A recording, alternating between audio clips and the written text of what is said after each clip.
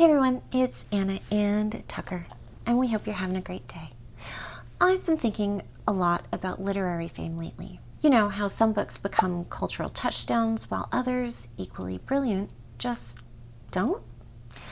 After diving deep into vampire literature for my recent video, I started wondering about all the other incredible books that deserve way more readers than they have. So today I'm sharing 13 books that should absolutely be more famous, from Pulitzer Prize winners you've probably never heard of, to classics that got overshadowed by their more popular siblings, to recent gems that somehow flew under everyone's radar. These aren't just good books, they're books that could change your reading life if you give them a chance. So first category is literary fiction, and we have The Invisible Bridge by Julie Oringer. This World War II epic follows a Hungarian Jewish family through tragedy and survival, but unlike other Holocaust literature, it focuses on resilience and human connection. It's as emotionally powerful as All the Light We Cannot See, but somehow didn't get the same mainstream attention. Number 2 is The Amazing Adventures of Cavalier and Clay by Michael Chabon.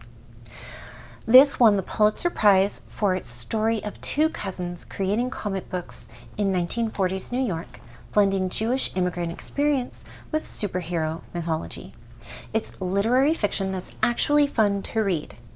Imagine if The Plot Against America had adventure and hope. It would be this book. And the last book in this category, or book number 3 on the list, is Hamnet by Maggie O'Farrell. Don't let the Shakespeare connection scare you. This gorgeous novel imagines the grief Shakespeare felt losing his son, written in prose so beautiful it reads like poetry. No Shakespeare knowledge needed, just be ready for a story about love, loss, and how tragedy shapes art. The next category is fantasy and/or speculative fiction. So number 4 on the list is The Priory of the Orange Tree by Samantha Shannon. This is an epic fantasy with dragons that doesn't rely on tried tropes. It has strong female characters, a diverse cast, and no sexual violence used as a plot device. It's everything fantasy readers want: world building, dragons, politics, and romance, without the problematic elements. Number 5 is The Goblin Emperor by Catherine Addison. Court intrigue fantasy where kindness is a superpower. It follows a half-goblin prince who becomes an emperor and chooses compassion over cruelty. In a genre full of grim, dark anti-heroes, this book proves goodness can be compelling. And the last book in this category, or number 6 on the list, is Station 11 by Emily St. John Mandel. Post-apocalyptic fiction that's actually hopeful, following a traveling theater troupe after civilization collapses.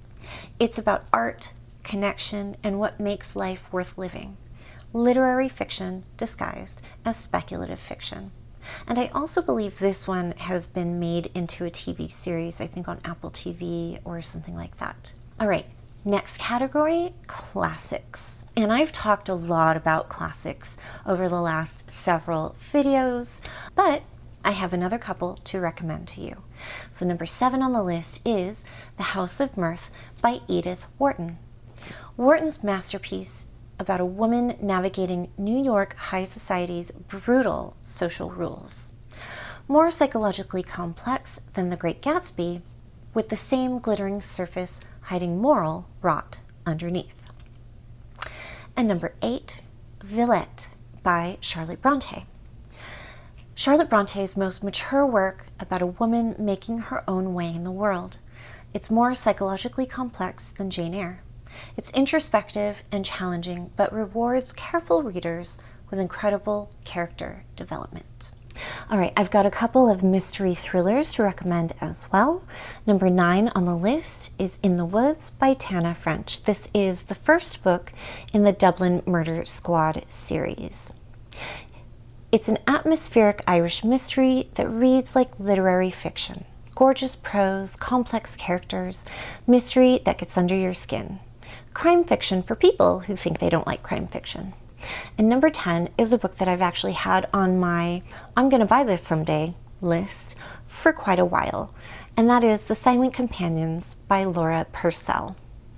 Victorian Gothic horror about a woman haunted by life-sized wooden figures with painted faces. Genuinely creepy without relying on gore, perfect for readers who want atmospheric chills. When I read the description of this really reminded me of a movie that came out like 25 years ago. It's pretty old, but it's a psychological scary movie, I guess. I don't know. The Others, starring Nicole Kidman. So this book reminds me of that movie, and that movie creeped me out significantly. So it's on my TBR. I'll get to it eventually, but I have to buy it first, so we'll see how long it takes me. And the final 3 books on this list, I don't really have in a category. We're just going to go over them and call them the final 3. So number 11 on this list is North and South by Elizabeth Gaskell. Industrial Revolution romance with more social consciousness than Austen. It follows a Southern minister's daughter adapting to Northern England's mill towns. Pride and Prejudice with labor strikes and social justice. Number 12, The Winter Sea by Susanna Kearsley. And Susanna Kearsley is one of my favorite authors, and so I'm particularly enthusiastic about this book. It's a dual timeline historical fiction about a writer researching the Jacobite Rebellion who discovers her connection to the past. It's a perfect blend of history, romance, and mystery with time slip elements that feel magical but grounded. And I just want to note on this particular book, I'm pretty sure I listened to the audiobook. The story, when I was doing research and looking into these books, it sounded so familiar to me. But I don't have a physical copy, and it's not in my Audible book list. I used to listen to audiobooks in another account, so it's possible it was there, but I swear I haven't listened to this one. But I'm a big fan of Susanna Kearsley in general, so you can't go wrong with any of her books. And the very last book on this list, number 13, is The 10,000 Doors of January by Alex E. Harrow. Portal fantasy about a girl who discovers doors to other worlds hidden throughout history. Beautiful prose meets adventure. Literary fantasy that feels both nostalgic and fresh. So, have you read any of these on my list? Let me know in the comments below. If you haven't read any of these, which ones pique your interest the most? I know for myself, I'm particularly interested in number 9, the Irish murder mystery series. I am going to Ireland very soon, and so I have been reading Irish books in preparation for that trip. I guess preparation isn't the right word, more like I'm so excited, so I want to immerse myself in some Irish literature. That's probably more accurate. And like I said, number 10, The Silent Companions. It's been on my buy it list for a long time. I will buy it eventually. I've bought a lot of books lately. Not that one for some reason. Thank you so much for watching this video. I really appreciate all the support. Feel free to like and subscribe to my channel if you want to see more content like this. I hope you have a wonderful day, and I'll see you next time. Bye.